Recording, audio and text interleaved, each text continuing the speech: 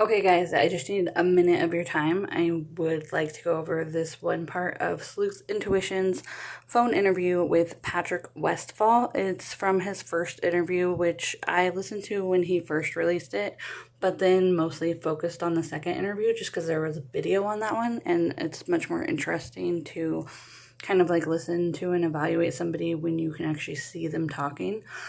But last night I went back and I listened to it again, and I mean, I think this might be a game changer, but tell me what you guys think.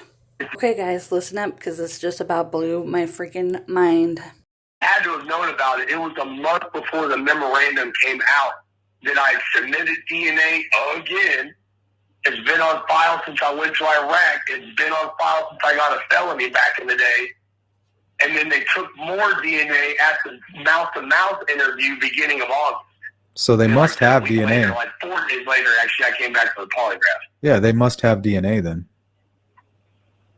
Mm-hmm. And we were all told from the beginning there was no DNA in this case. So when he asked me for DNA, I'm like, so you guys did have DNA in this case, or otherwise you wouldn't be asking for fucking mine. I said that also begs the question, the hell you doing with Richard Allen in jail? And if you're still looking for other people's DNA.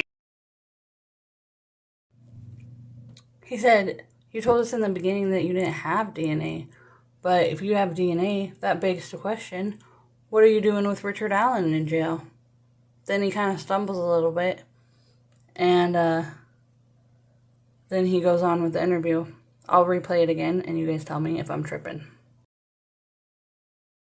We were all told from the beginning there was no DNA in this case. So when he asked me for DNA, I'm like, so you guys did have DNA in this case, or otherwise you wouldn't be asking for fucking mine. I said that also begs the question, the hell you doing with Richard Allen in jail?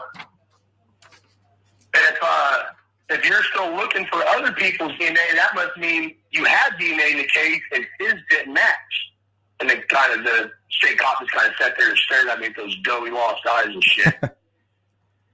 Like, well, I mean, it's already in the database. If you want more of it, get your swab out, and I spit all over that some bitch, and they put it in a little tube, stuck in their envelope, and disappeared with it.